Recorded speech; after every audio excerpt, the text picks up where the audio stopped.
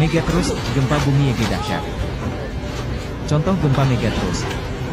Gempa dan tsunami Sumatera Andaman 2004. Magnitudo 9,193. Dampak, menyebabkan tsunami yang menghancurkan pesisir Indonesia, Thailand, Sri Lanka, India, dan beberapa negara lain, mengakibatkan lebih dari 230.000 korban jiwa.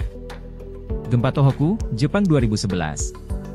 Magnitudo 9,0. Dampak, menghasilkan tsunami yang melanda pantai timur Jepang, menyebabkan kerusakan besar termasuk di pembangkit listrik tenaga nuklir Fukushima Daiichi, dan lebih dari 15.000 korban jiwa.